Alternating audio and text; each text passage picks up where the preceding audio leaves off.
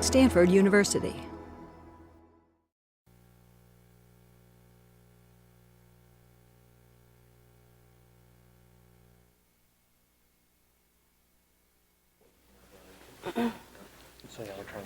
Welcome to EE380. I've been informed that today is February 11th. I had some uncertainty on that particular issue. Those of you who view 380 on the web may have noticed that last week's talk disappeared. Sucks to be you. It was a really great talk, but occasionally there are things that there are reasons that our speakers don't want talks to appear on the web, and you got some excellent alternatives, but you could have viewed those anyway. Next week's talk, if you follow the website, is still up in the air. We hope to have that nailed down by Tuesday morning yesterday. That clearly hasn't happened. I don't know what's going to happen. Today's talk is about elections and voting machines, specifically computer voting machines, which, I mean, it's clear that we're going to use computers for voting machines. I mean, we have computers and air fresheners these days. I was at Target this morning and noticed that they have these little electronic things that squirt fragrance. And some poor guy or gal applied for a job and said, yes, I want to write code to squirt fragrance. Good for that person. And computers, well, you know, what could go wrong? I mean, they're really good at counting, except for the ones that aren't. And sometimes that's intentional, and sometimes it's less intentional. And today's talk will be about how voting machines might not do what they're supposed to do. Then the question is, what are they supposed to do? As Stalin said, let me count the votes, and I don't care about the rest of the process. And I'll confess, I have participated in voter fraud. I've stuffed a ballot box. And you might want to think during today's talk, are voting machines, I mean, voting machines are clearly important, but how many ways are there to rig an election, and how many of them are stopped by perfect voting machines? Barbara Simmons. Thanks. Well, I've been talking about this stuff now for about 5 or 6 years. And what I've been doing before is just taking the old talk, taking out a few slides, putting in a few new ones, and that's the new talk. But I was afraid there are people here who might have heard some version of the old talk. So I decided to start all over, which is why I just finished this an hour ago, and do this from a high level, what have we learned perspective. I was asked to send the title and abstract before I'd written the talk. So this is probably the title I should have used. Things we have learned since the turn of the century, and I mean, of course, the one that we're currently in. And this is a note, just a reminder. Folks like me who've been doing this for 5 or 6 or 7 years tend to use acronyms, like in any field, a bit more freely than we should. So this is please stop me if I'm using something which you don't recognize, or even if I've used it before. So, disclaimer, as we've heard, there is no perfect voting system, and that includes not only paper, not only computers, but paper. There just isn't a perfect voting system, and I suspect there never will be, because of course, no matter what system you have to worry about insider fraud. And that's just a really, really, really hard problem. Research, build a better one. I mean, I think there's a lot of research opportunities in this area, but warning, financial obstacles, because there is a big investment. Not only do you have to build it, but you have to then worry about getting things tested and certified. This is a problem. By the way, in this talk, I'm not actually going to talk about open source, but if you want to talk about it, we can do that in the discussion period. I mean, I happen to like open source, but it's not a panacea, in my opinion. So what happened? Well, we all know Florida 2000. 2002 was the trigger for the Help America Vote Act. Help America Vote Act was passed with almost $4 billion, with a B, to be spent over 4 or 5 years, depending on how you read it. Although New York still hasn't gotten their money and still hasn't gotten rid of the lever machines, because they claim that there are no machines available right now which satisfy their standards. And so they're just not going to spend the money, and they're not going to replace these lever machines, even though they are starting to fall apart. There was a key part of this Help America Vote Act, which was that people with disabilities had to be able to vote independently and in private.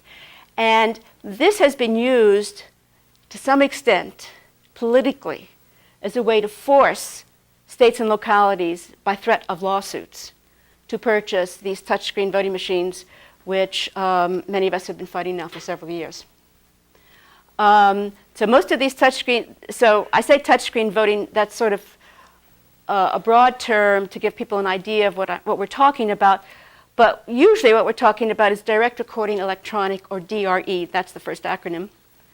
Although I imagine most of you have heard it if you've been following this area at all.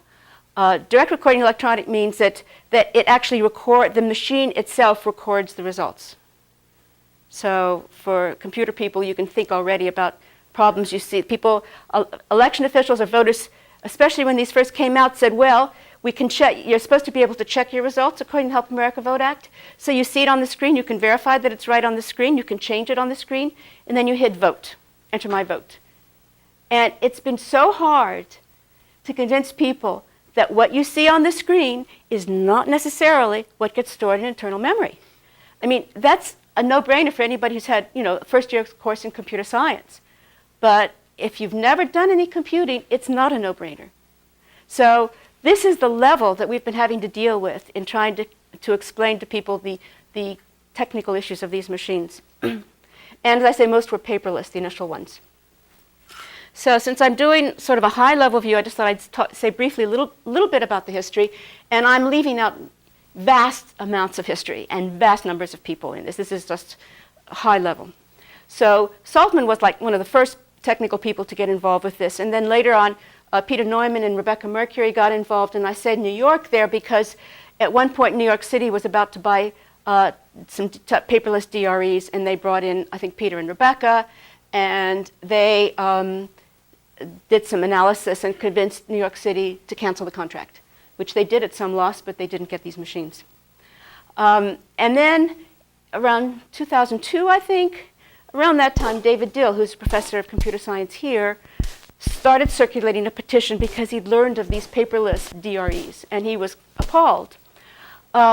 Shortly after he started circulating it, we learned that Santa Clara County, here, was about to purchase some machines, paperless Sequoia DREs. And so a number of local computer scientists got involved with trying to convince Santa Clara County not to do this. And I remember going to meetings of the board of supervisors, and sitting through 3 hours of presentations. Some of you are nodding, maybe others of you have been to those meetings where then we were given, I think, 90 seconds or maybe 2 minutes each to make presentations. And there'd be a row of very prestigious computer scientists, PhDs, well-known researchers from the area sitting there. And we'd be getting like 1 to 2.5 minutes, and that's it. Whereas the vendors, of course, got vast amounts of time to convince the board of supervisors that what they had to sell was really good stuff. And of course, they would say things like, it's completely secure, it's been tested and certified, so you don't have to worry. And so we were going up there and saying, well, wait a minute, we don't know. It was a hard message. And I must say, we didn't prevail. The vote was 3-2 against us. One thing that did happen, however, was they added something to the contract that it said if paper is ever required, the vendor has to pick up the tab. And subsequently, I think it was Kevin Shelley, Secretary of State Kevin Shelley, who did mandate paper, and so Sequoia had to pay for that. But until Bowen came in and got rid of these machines, that's what people were voting on here, was these Sequoia DREs. And in fact, I was an election worker in the 2004 election, and it was still paperless then. So then, one sort of like the first big event was when the Johns Hopkins paper came out analyzing debold software. And they got the software because Bev Harris, who is an activist, not a computer person, but I think she's a journalist, had been just wandering around the net and uncovered this OpenFTP website of Diebold where the software was. And just downloaded it. It's a good example of their security. Yeah, I think it is. Exactly. I mean, Diebold, I have to say, just speaking for myself, I'm very grateful to Diebold because they've served as sort of a poster child for everything that's wrong because they keep on screwing up. But it's not just Diebold. I mean, Diebold's got the bad rep, but hey, Sequoia ain't so good either. Or ES&S. I mean, the problem is none of them is good. So anyway, they came out with this paper, and it was a real, it really shook things up. Of course, Diebold attacked Avi Rubin, the key author. Computer scientists started being vilified by election officials and vendors. And I remember one situation where we were even accused of being Luddites, which I thought was rather amusing, given that we're the techies, we're the ones with all the gizmos, and the people accusing us probably never written a piece of code. So what have we learned? First thing we've learned is that standards and testing done on currently deployed is keyword because most of the systems out there have been tested to old standards, are completely inadequate. So the old standards from 1990 and 2002 were developed by NASAD, another acronym, the National Association of State Election Directors. Election directors who developed these standards. I mean, they did have some people with some some technical experience, but they were not computer security experts working on these standards. One of the aspects of these standards is that the vendors pay the independent testing authorities, or ITAs, directly. Now, this happens, I think, with other kinds of testing for security, but in this case, there's a real issue because we don't know what the results of the tests are, even with these bad to mediocre tests. The results were kept secret because they belong to the vendors. And the reason I put down Kevin Shelley there is he was the Secretary of State of California, and he was very upset with Diebold. And so he tried to get a copy of the test results for the Diebold machines. He called the ITA that did the testing, and they said to him, "You're just the Secretary of State of California. You don't get the results. If you want these, go to Diebold, because they're our customer, not you." And that's the way it still is. And a lot of these early tests were what people refer to as shake and bake. So they would test to make sure that if the machine got dropped, it would still function, that it could withstand extremes of temperatures. Now these are all important things to test for voting machines, so I don't mean to belittle them. And then I think they did the tests. I don't know what all the tests are because again that hasn't been public. But I believe they've done things like single entry, single exit loops, well commented. But that's not a thorough testing, certainly by any standards. There are a lot of things you're not going to catch that way. They basically, as I understand it, had a checklist. So they didn't, for example, do exploratory testing to see if there were Trojan horses. So the security requirements were almost non-existent. The vendor was to specify access policy. The vendor was supposed to provide penetration analysis, but that analysis was not to be made available to the user jurisdictions. And COTS, which is commercial off-the-shelf software, was and still is exempted from testing. So, for example, one of the things we learned is that Diebold uses Windows CE. And Windows CE, of course, is a roll-your-own operating system. You're supposed to go in and make modifications to it. That's expected with Windows CE.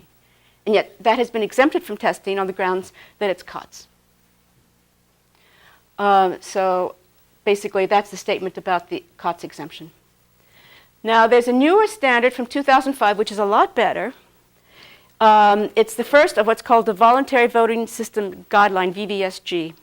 And it was adopted by the Election Assistance Commission, the EAC. Now I don't want to go into all of the Byzantine details of the structures that the Help America Vote Act set up, but the main organization is the EAC. That's supposed to be overseeing the distribution of the funding and making sure that things are working okay.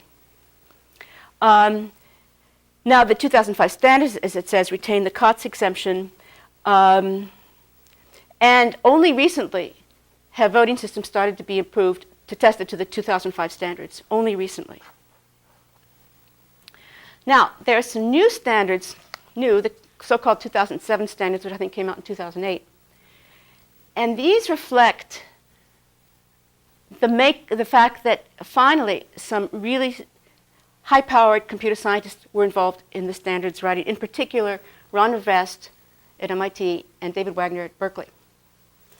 And they're on something called the Technical Guidance Development Committee. Again, that's just another thing that was created by HAVA. They're supposed to draft standards which the EAC is supposed to approve.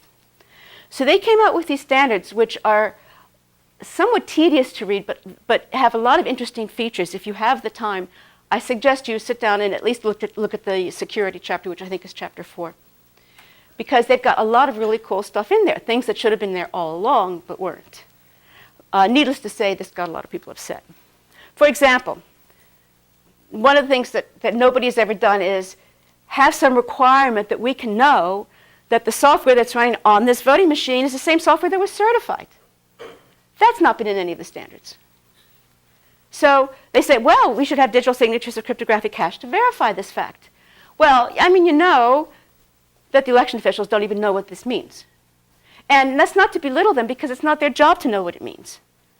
But it gets people nervous when they see things like that. They talk about software independence, and the notion of software independence is that a software error cannot change the election outcome without detection, which I think is kind of an interesting definition. And then they further broke it down to strong software independence, which basically said if there's an error, you can catch it, and weak software independence where you might not be able to recover. So, for example, if you've got optical scan voting, which is what you have here now, thanks to Secretary of State Bowen, basically what happens there is that you vote on a paper ballot, and you connect an arrow between the office and the candidate of your choice. And this ballot is read through a scanner. The scanner can make mistakes. It could even change the outcome if it's rigged. But the paper ballots are there. So you can go back and look at the paper ballots. So that's strongly software independent. On the other hand, if you have a DRE with a voter-verified paper audit trail, these things that have been retrofitted, if you were, or modified, so that there's a continuous roll of paper that's printed during the course of voting, and it jams, or there's a printing problem, and this happens quite a bit, then that VPAT can't be used to rectify the problem. You might know there's a problem, but you might not be able to figure out what it is. An example of something which is not software independent, in 2006, in a county in Florida, there was a massive undervote on paperless DREs.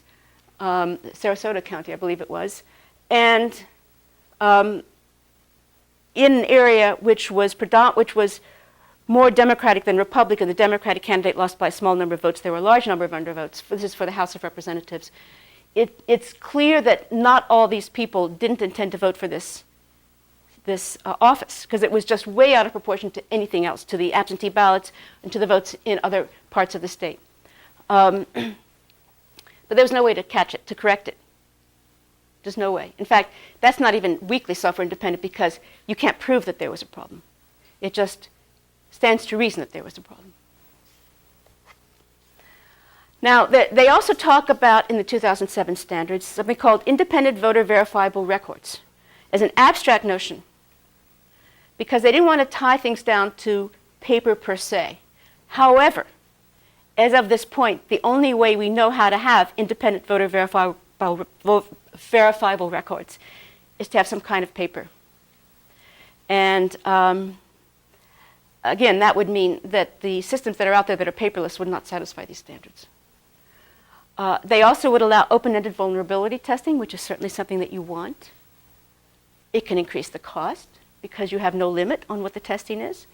Makes vendors nervous, makes election officials nervous. Requires usability benchmarks, and requires cryptographic protection of records from voting devices. Now, this is just a few points. There's a great deal more of these standards, and obviously I'm not going into all the details about the standards, but they are on the web, and as to say, I think it's interesting reading. These standards were released for public comment in October '07 and have still not been accepted. As I say, there's been significant pushback from vendors and many election officials. They oppose software independence. They oppose open-ended vulnerability testing and many of the other mandates. The argument is that these other requirements will increase testing cost, that'll increase machine costs, that'll increase purchasing costs, and of course right now we have no money. That's the argument. And And the pushback is really quite serious.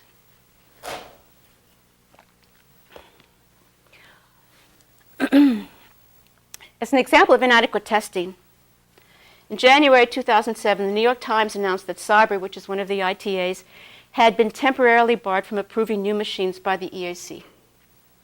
It was banned in summer of 06, but nobody was told. Now, after they were banned, people had elections using machines that had been tested by Cyber, which had been banned. And they didn't know that there were problems with this ITA because no one told them. Almost 70% of the voters, in fact, in the midterm elections had used machines tested by Cyber. When I'm telling this story not just to talk about the testing, but to give you a bit of the flavor, and later on I'll give you more of it, of how Alice in Wonderlandish this whole thing is. And it really, truly is. When the Times article came out, the EAC would not reveal the details. So Senator Feinstein demanded documentation. The New York State Board of Elections, which had been testing some machines, which I think they ultimately rejected again, using Cyber to do the testing, halted the certification by Cyber. And then they threatened to subpoena EAC and Cyber for the information. At which point Cyber gave in and provided the documents, and the EAC followed suit. That's what it took to find out what the problems were.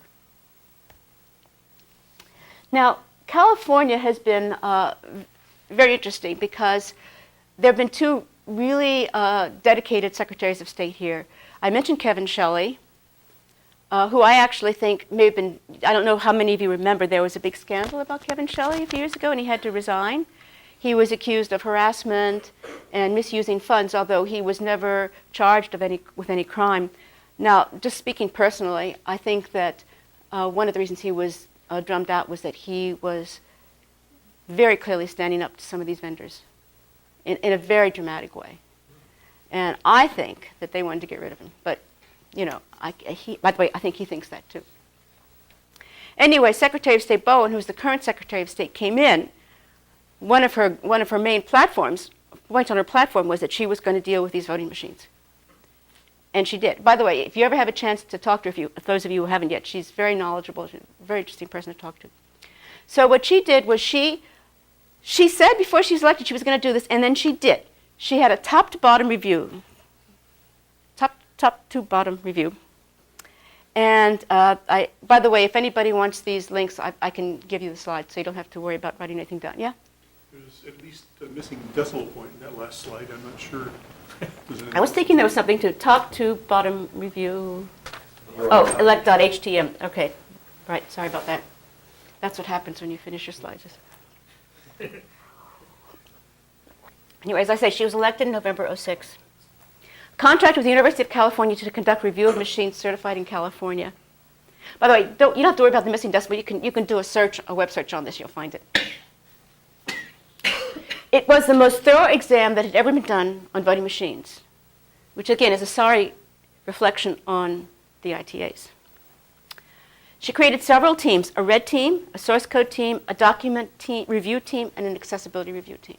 4 teams. And there are a number of very prominent computer scientists on these teams. The red team found they could break into all the systems that they were testing. The software review team found major security holes in the software of all the systems.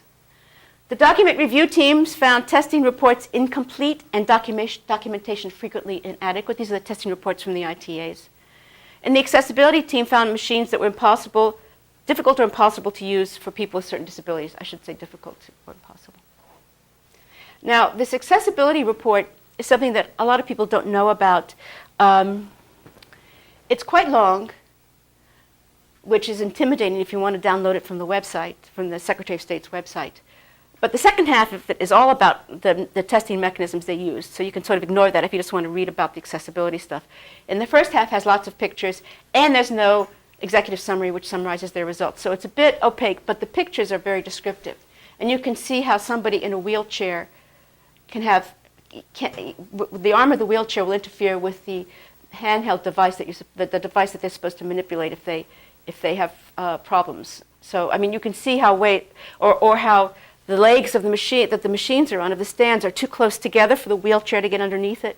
Things like that. So just to get an idea of some of the accessibility issues, you could download this article and just look at the pictures and not even read the text.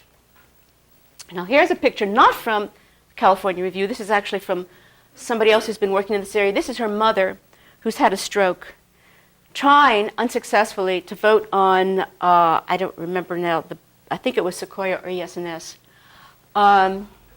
She was actually not able to touch the machine. It's not completely obvious from this picture, but she wasn't able to get to the screen.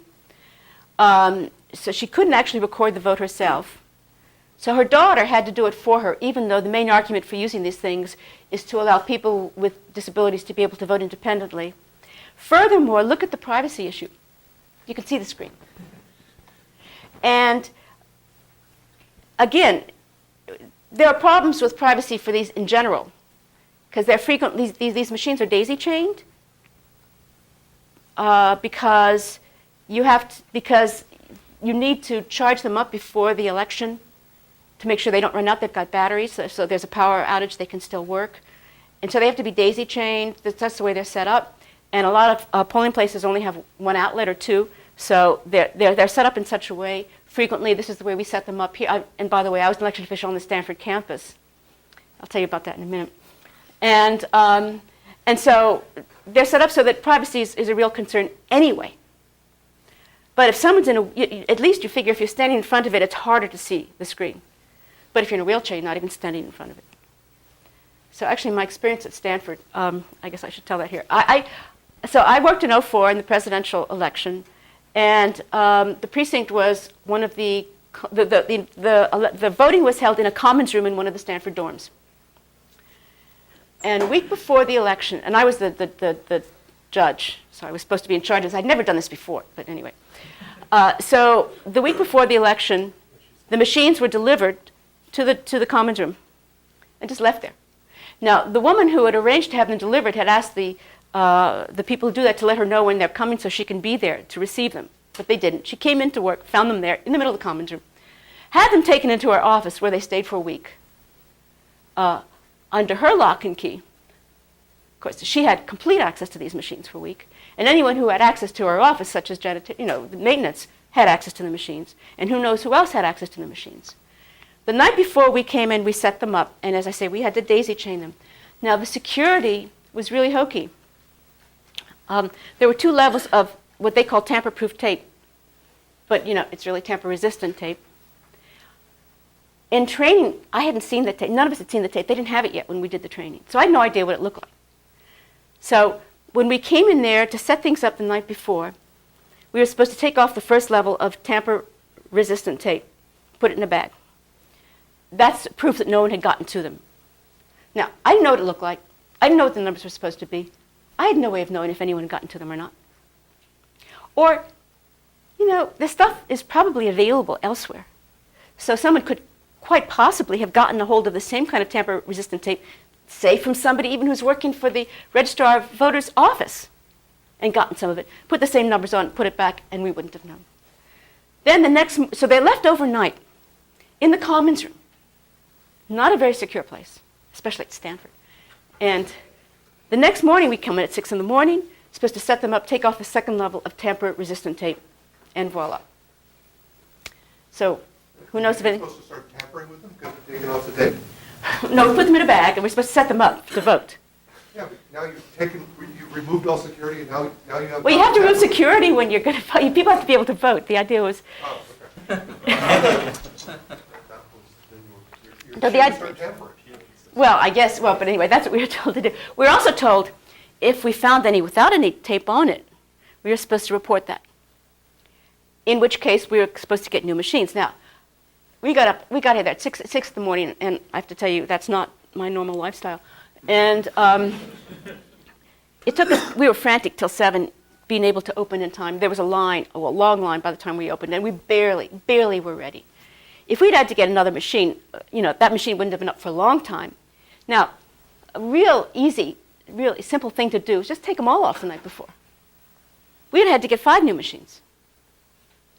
And there's no way we would have been ready at 7 o'clock. Just no way. And if people had gone around and taken them off in lots of places in Santa Clara County, they wouldn't have enough machines. Because these babies are expensive. They don't have twice as many as they need. So that's just a way to disenfranchise people. It'll be obvious what's happened. That it's happened, but still, you might want to target people living in certain areas because you know how they're going to vote. Don't you have provisional ballots you could have used in that case? Yes, we did. We also started running out of provisional ballots. We had to get more of those because a lot of students come in and they say, well, I live in Texas, I want to vote. I say, well, I'm sorry, you're actually not going to, but give them ballots anyway. Or they just didn't bother checking what their precinct was. Yeah, provisional ballots you could have used, but it would have been very complicated. Yeah. So, reactions to Bowen, getting back to the talk, vendors and many election officials denounced the results. John Tudor, who's the Napa County Registrar of Voters, said, there's never been any question about the accuracy or security of the touchscreen results for the 5 statewide elections that we've conducted using these machines. Now, I would like to know how he knows that. He claimed that Bowen was eroding the public's confidence in California's fair and accurate election process for crass political purposes. Now, this is not an unusual complaint. We are frequently accused of eroding public confidence by raising security issues. And it is a delicate balance because you don't want to convince people not to go vote, because then for sure their vote won't count. Vote by mail. Vote by mail. That's not good. That's got a lot of security issues too. People were doing that. At least less. No, they're different. They're very different. Yeah. So what happened? At midnight, August 3rd, 2007. Now, the reason it was midnight was that there's a law in California saying if you're going to decertify a voting system, you have to do it at least 6 months before the next election. The California legislature had moved the primary early, remember? Remember the early primary? So after she announced the top-to-bottom review, the vendors dragged their feet. Took forever to get these things. And the computer scientists who were working on it were frantic. And if you read their reports from the top-to-bottom review, they all say, if we'd had more time, we would have uncovered more problems. They were really, really rushed.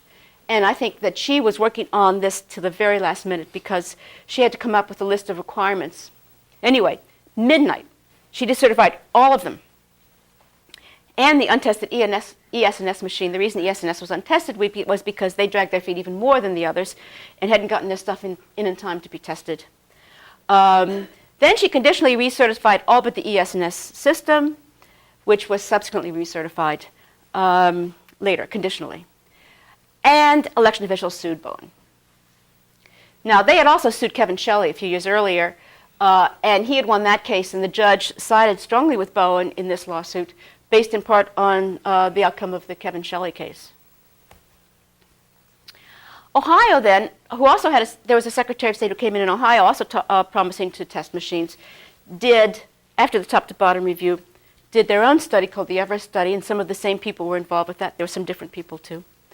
And they reconfirmed all the top-to-bottom review's findings, and then they found additional problems. Now, they had to destroy all their notes and everything afterwards. I mean, there's reports available, but there's a lot of confidential stuff which they had to get rid of. But I was told by one of the people involved that they tried to, if you read the report, they tried to present sort of a roadmap for somebody who was going to do this again, give them an idea of where they should look. So, I mean, I'm not going into the Everest study just because this is supposed to be high level, a lot of stuff here. So, what have we learned? Second point. Replacing paperless DREs with voter-verified paper audit trail, or VPATs as we fondly refer to them, is not a solution.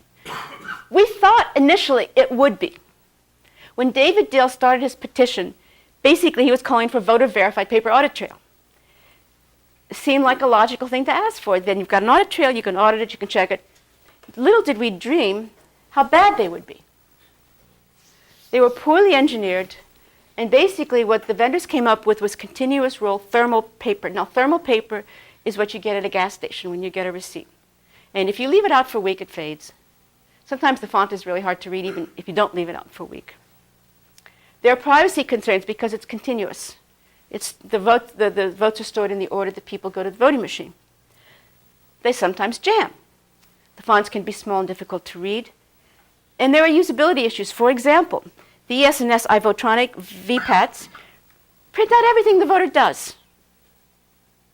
You vote for candidate A, it prints that out. You deselect A and vote for B, it prints that out. It keeps track of everything you do, and there's no summary. So how the hell do you verify? I mean, it's really hard. just from a usability perspective, it's badly designed. Almost as if somebody didn't want it to be easy, but I don't know. There's also a human factors issue that voters often don't verify their votes on these things. Again, part of the issue is that it's not that easy to do for many of them. And part of it is that voters just think, well, it's right on the screen, I'm out of here. Or might feel time pressure because people are waiting in line to vote. There's all kinds of reasons why voters may not check, but they often don't. And then there's something which, again, we didn't think about. I say we because, I think it was David Dill who initially came up with this, or maybe it was Rebecca Mercury. But anyway, I can't claim credit for that, but we all were sort of buying into this notion of voter-verified paper audit trails. They can be hard to audit or recount, the whole continuous roll thing. Especially you could imagine in the case of ES&S where you don't even have a summary. Optical scan paper ballot systems, that's what you've got here primarily, except for the devices that are used by people with disabilities, and I'll get to that in a minute. The best kind, again, is what you have here, which is precinct-based optical scans, because the voter can be provided feedback. One of the HAVA's requirements is that you should get feedback on, if you overvote. Overvoting is voting like twice for president. That's an overvote. And the scanners will tell you that, or at least they should tell you. If a scanner thinks you voted twice for president or too many times for some office, it'll spit your ballot out. And in principle, of course, they can tell you if you've undervoted, not voted enough, you don't vote for this House of Representatives seat at all in Sarasota County, Florida.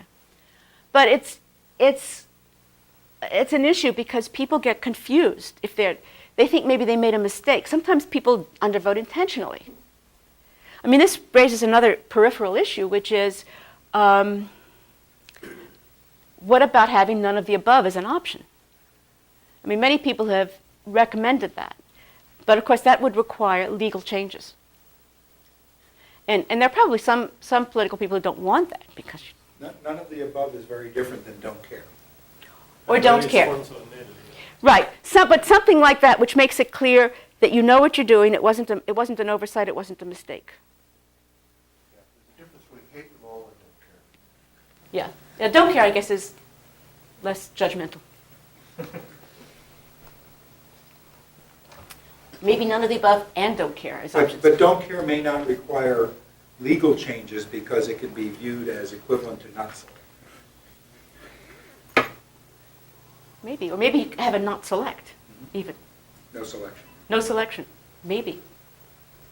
That's an interesting thought. We should get you involved now.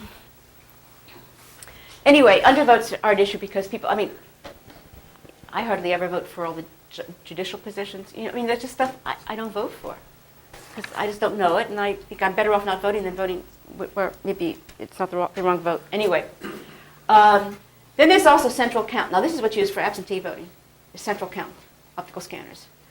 One problem with that is that you get no feedback. And I believe that there have been studies that show that, and in fact, I'm sure this is true, you're going to have a higher error rate with central count. Because you don't get the feedback. So, it just stands to reason. And that's what's used, I say, for vote-by-mail absentee ballots.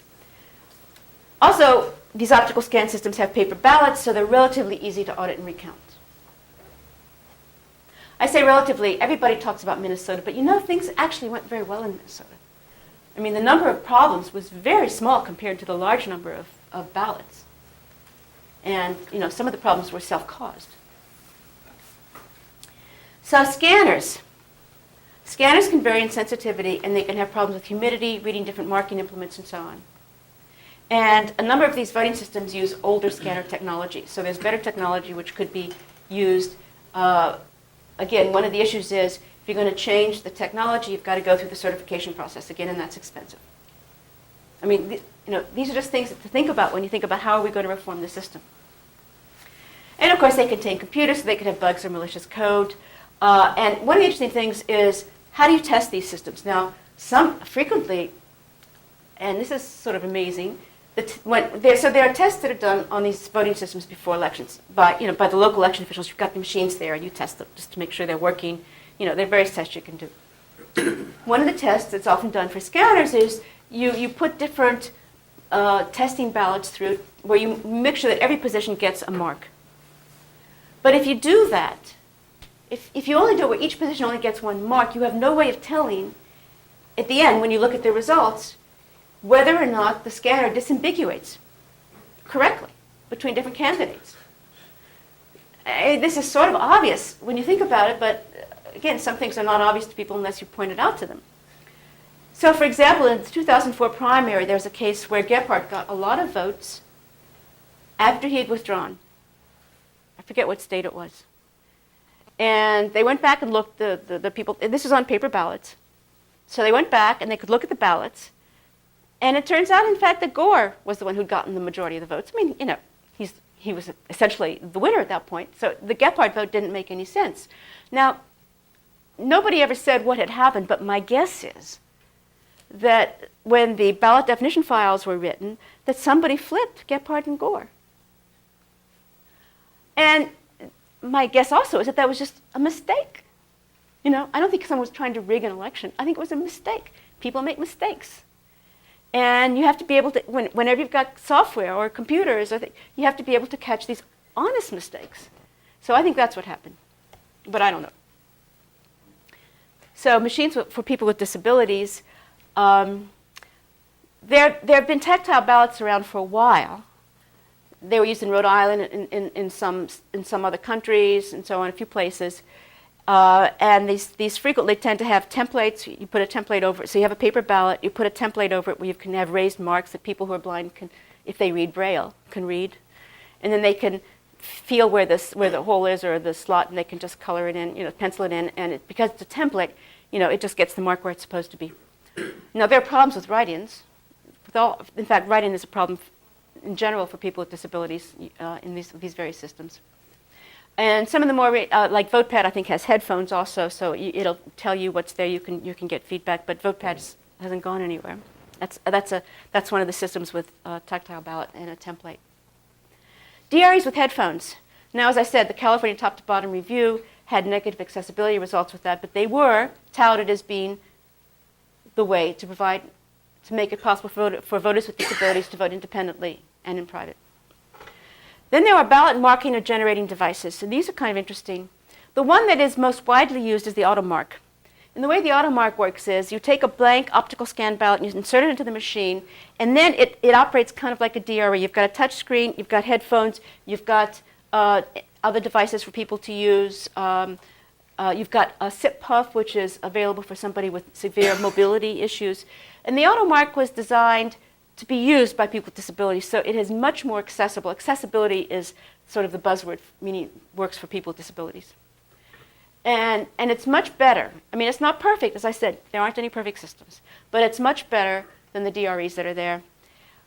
What it does at the end, when the voter finalizes his or her ballot, it simply marks the optical scan ballot. It does not store anything internally. And then you have an optical scan ballot, which has been marked. You can read it back, but it doesn't read from the ballot. I mean, there are ways in which it can be improved. But OCR is kind of doing optical character recognition is a non-trivial thing to do with ballots. That's another area to look at if people are looking at interesting problems. That's not an OCR problem, because you can pre-record the ballot, the ballot format, and then all you have to do is detect the mark on the ballot, and that's not an OCR problem. I guess that's right, yeah. But in general, you'd like to be able to OCR these things. You'd like to be able to take an independent device in, handheld device, and be able to OCR your ballot. You don't have to. That's one question over here. Yeah.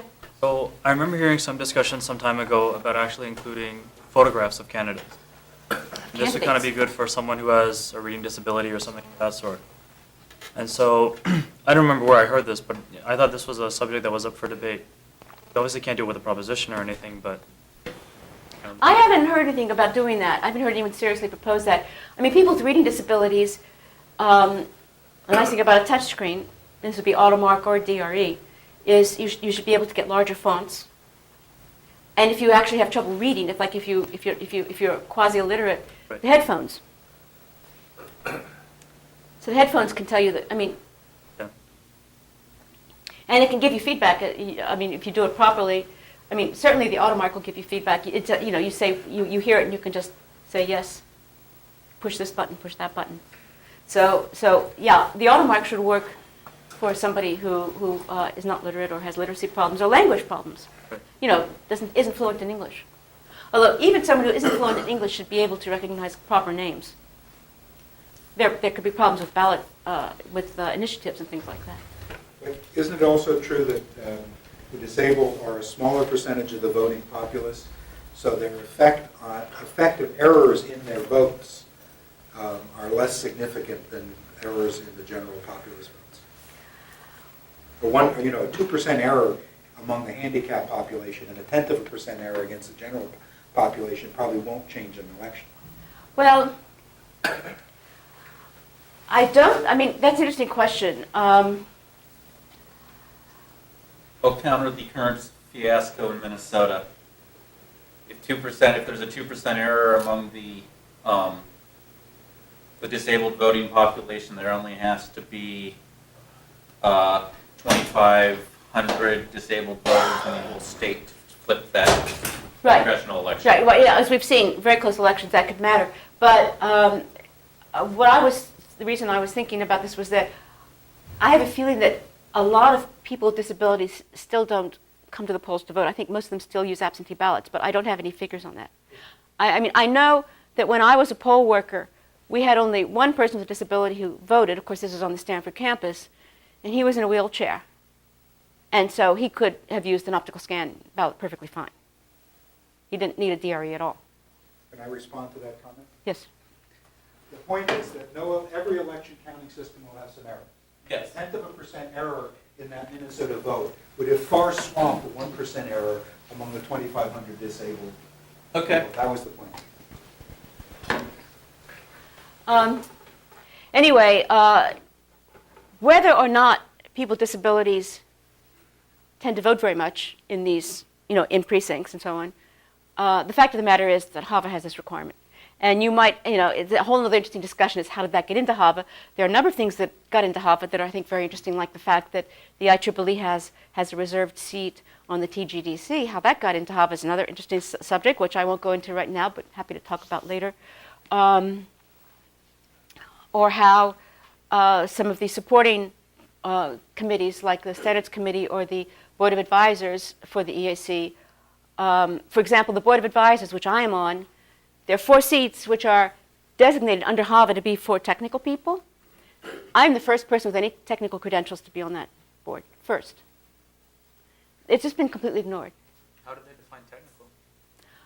Well, I don't know, but certainly the other people weren't. Right. I mean, That's the devil's in the for example, Nancy Pelosi has a seat which is still empty. She has one of the technical seats, and the previous occupant was Barbara Arnwine, who's a civil rights attorney. I mean, she's a really wonderful person, but she's not a technical person. So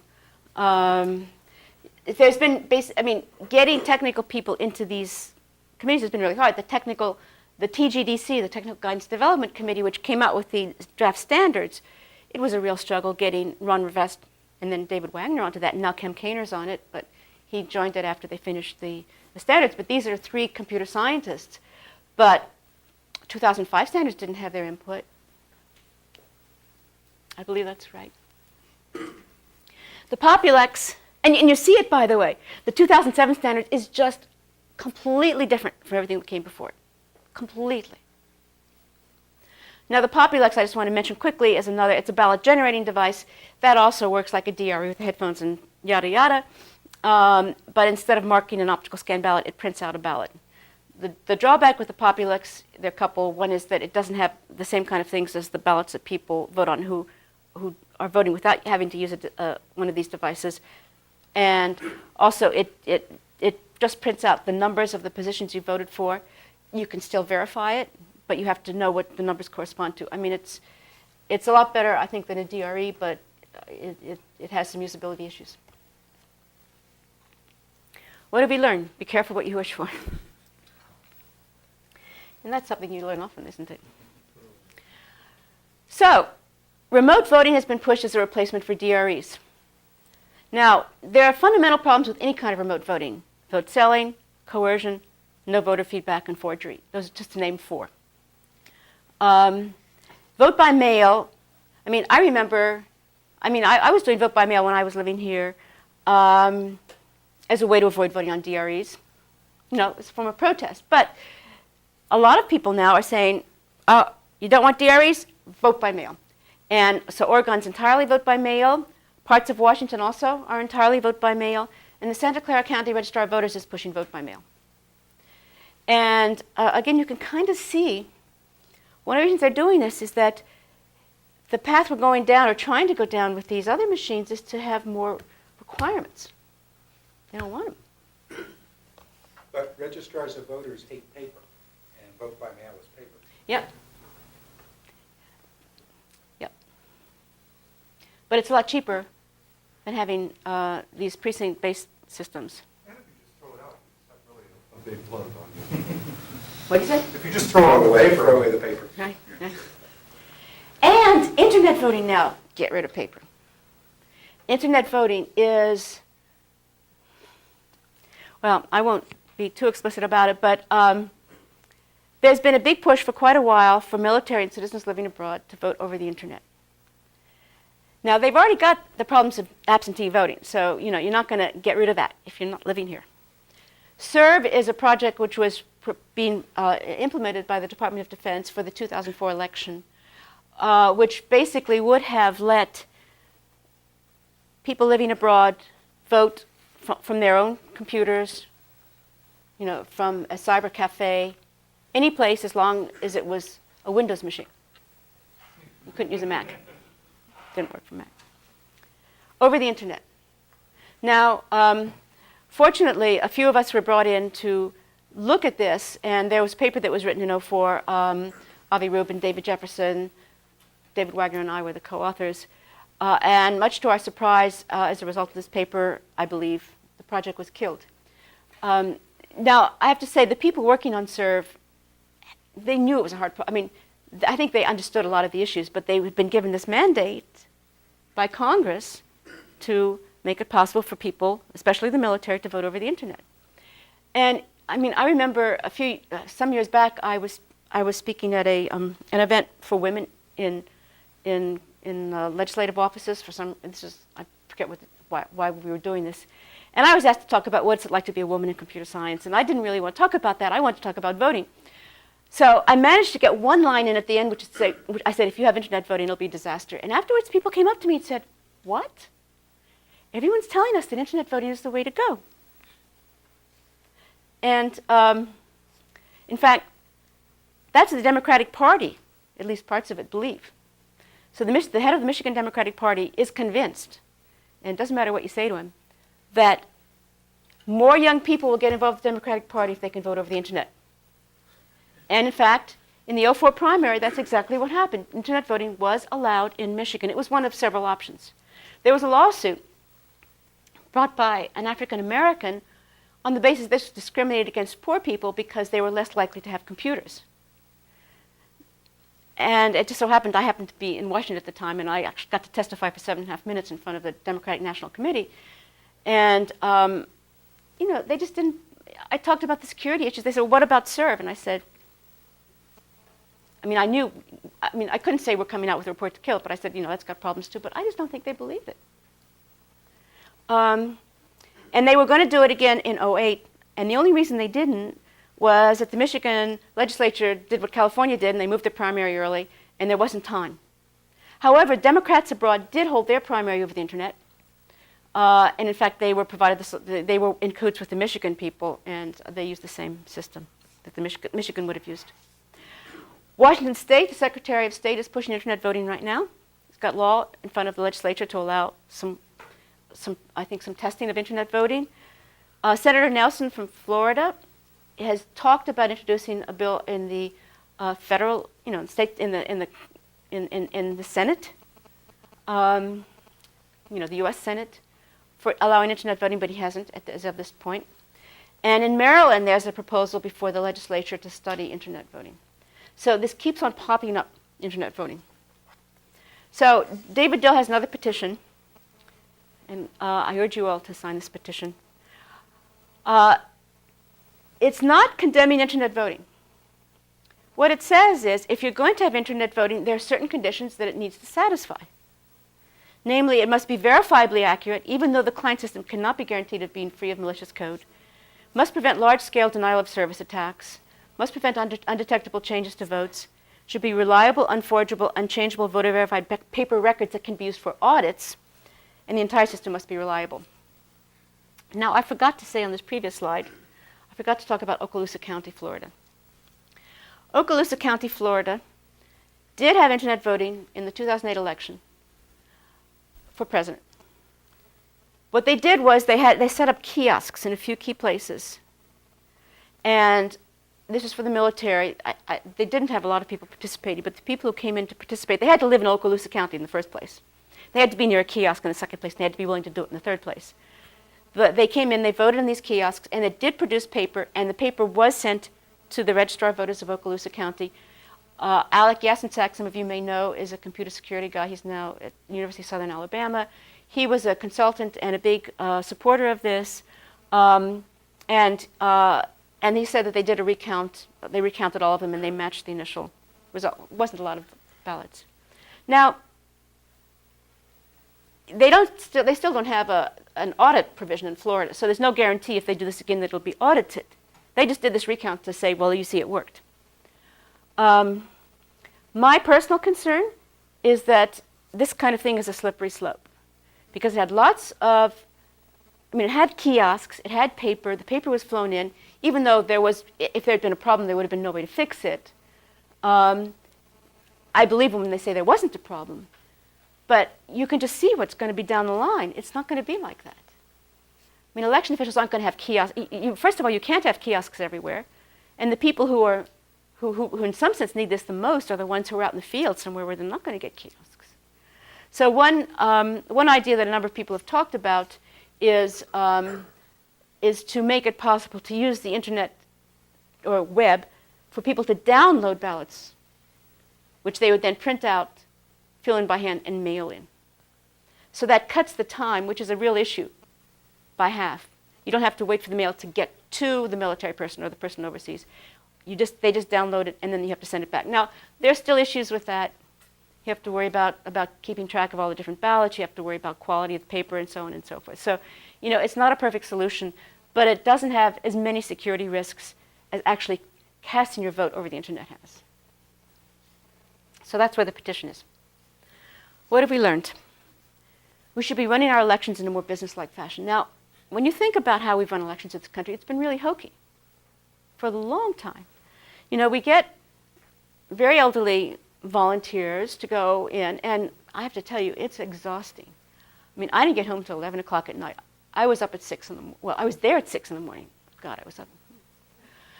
I managed to have lunch up the cafeteria, above where we were, above the commons room, but I didn't have dinner till 11. I mean, I was just dead beat.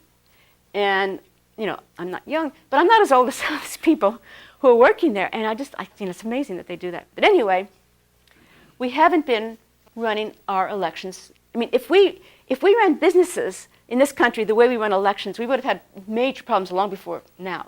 I mean, We are. yeah, maybe we are. Maybe I shouldn't say that. Right. So the notion of audits has come up, and that's something else we've learned. And that, again, when we started this, we weren't thinking specifically of audits. But it's one of these ideas, when you think about it, it's obvious. You've got to audit the damn things, especially if you're going to use computers. So they're sort of hot audits and cold audits. And a hot audit, I think, is just critical. You want to be able to audit the election before you certify the results. Because if you find there's a problem with the audit after you've certified the results, you're screwed, right? You can't do anything.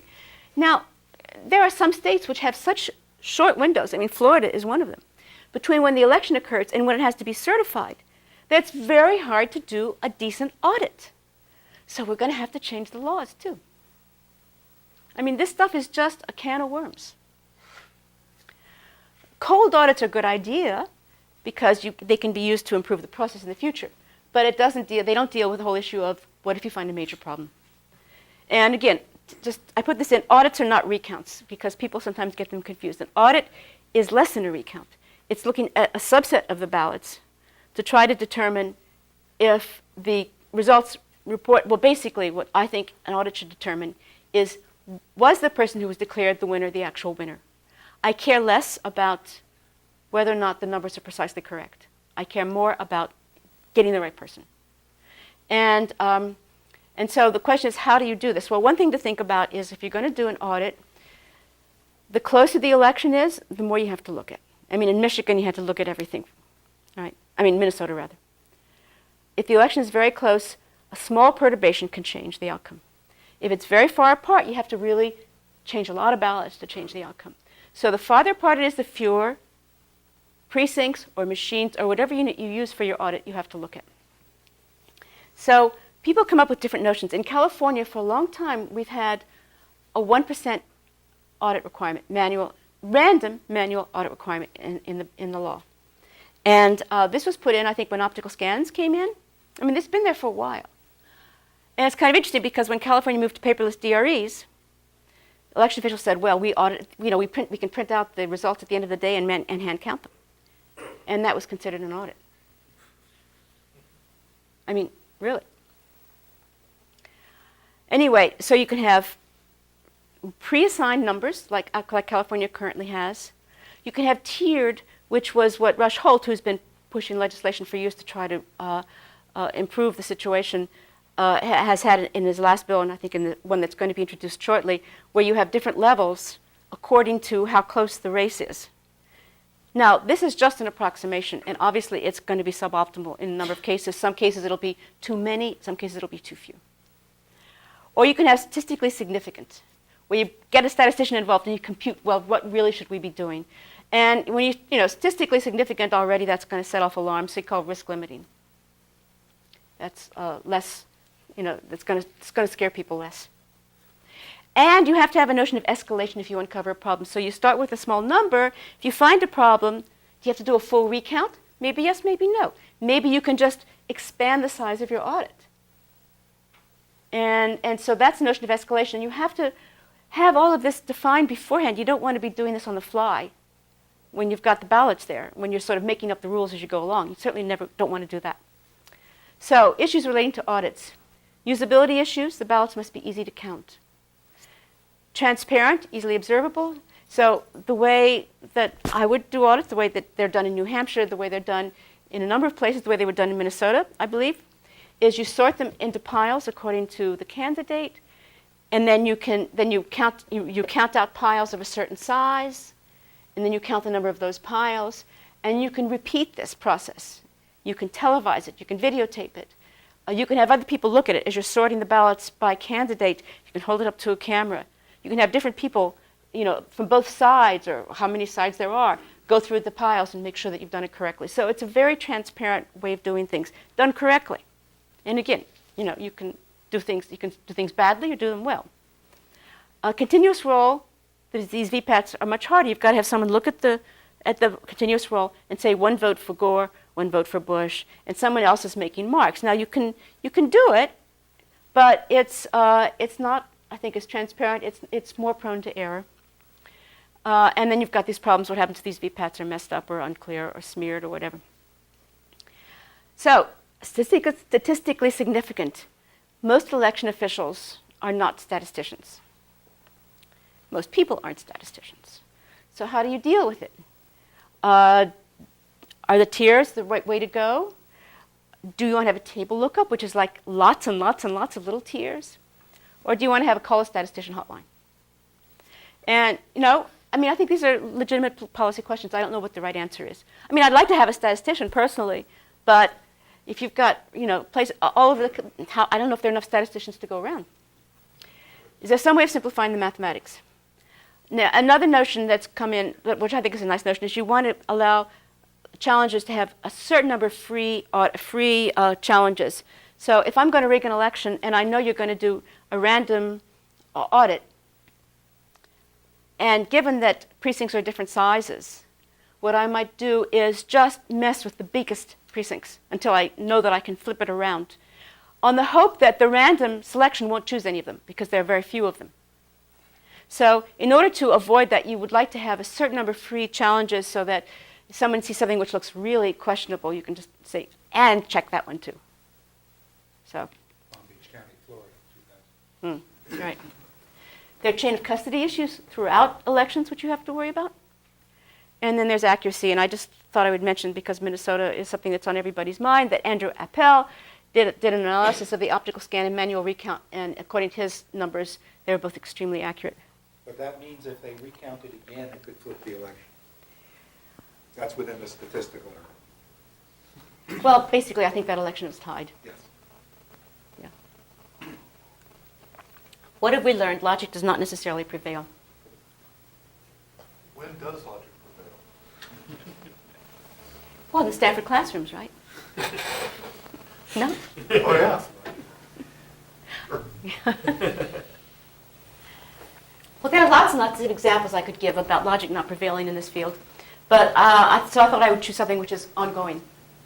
And that's New Jersey. New Jersey has a strong audit law. It was passed in January 2008. It's actually one of the best in the country. Mandatory random manual audits. And the law says for federal and statewide elections, audits must ensure with at least 99% statistical power that a 100% manual recount of the voter verifiable paper records would not alter the electoral outcome reported by the audit. Now that's very strong. And other elections, this is just for federal and state, the 99, other elections have a 90% requirement. But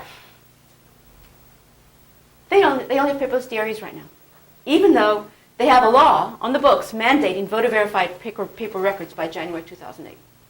They don't have it. Instead, what they have is the Sequoia ABC Advantage paperless DRE, and in the February 08 primary, the Republican and Democratic totals differed between the election tally and the internal paper tapes on about 60 machines statewide. They just differed. The total outcomes were the same, but they just differed slightly.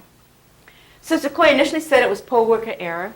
Mercer County clerks and others called for an investigation, a statewide investigation. By the way, it's never happened. Princeton computer science professor Ed Felton offered to investigate. He actually did a little bit of analysis himself and published some results on the web. The Constitutional Officers Association of New Jersey offered him machines, and then Sequoia threatened Felton with legal action. And so the New Jersey officials withdrew their offer. Meanwhile, independent of all this, in 2004, there was a court case that started to try to get rid of the DREs in New Jersey, completely independent. And the argument is because there was no way of knowing if the DRE counted the votes as cast, there is no proof that the voting machines comply with the constitutional or statutory laws that require that all votes be counted as cast. That was basically the argument. By the way, this case is still ongoing. So this case is in the courts, and then they discover these February primaries where there's an obvious screw-up. The judge ordered the Sequoia DREs to be inspected. Initially said the results should remain confidential because of trade secrets, and this is something you hear over and over again. You can't look at this stuff because of trade secrets. Subsequently, she said that the report could be published 30 days after it was delivered to the court, namely October 2nd, 2008.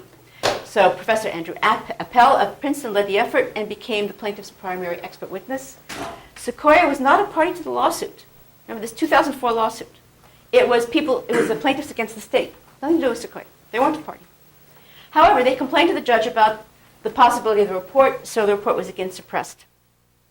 And it was released basically 2 weeks after it was supposed to have been released. A redacted version was released. But the redacted report is pretty negative. You can find it on the Princeton website. The machine can be hacked by installing a ROM chip or a Z80 processor in about 7 minutes. I mean, basically, Appel showed how to do it. You can insert a virus via audit ballot cartridges. There are design flaws that cause votes not to be counted or allow poll workers to commit fraud. And the results cartridges can be manipulated to change votes after the polls close, but before results from different precincts are accumulated. Sloppy software practices can lead to error and insecurity. Wiley's ITA report was not rigorous. Problems from the primary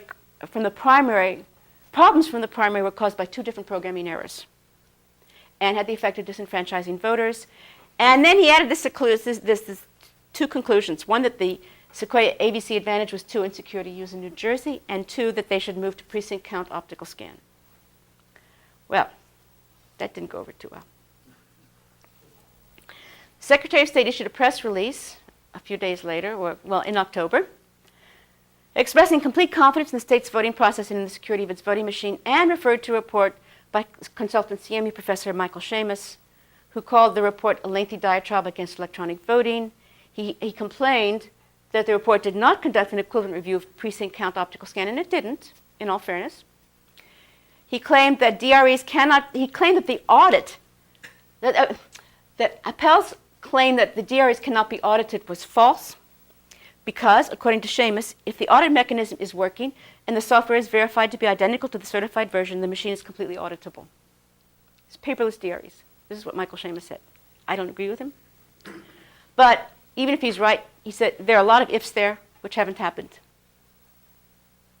And nobody is verifying that it's identical, because that has not been implemented. He had a lot of other, he actually acknowledged, if you read Seamus's report, which is, there's the URL, he at various points acknowledges that Andrew was right, but says these are the ways to fix it. Again, he can give all kinds of ways to fix it, things that just aren't being practiced. I mean, you've got, again, elderly election officials, elderly poll workers working at these places. They're not going to do most of these things. Then New Jersey was talking about the cost of replacing them, and they came up with inflated figures, assuming that we had to have 2 scanners for each polling place, which isn't true. And then in 2008, in December 2008, they defeated a bill that would have removed the voter verified requirement from the legislation. Was defeated,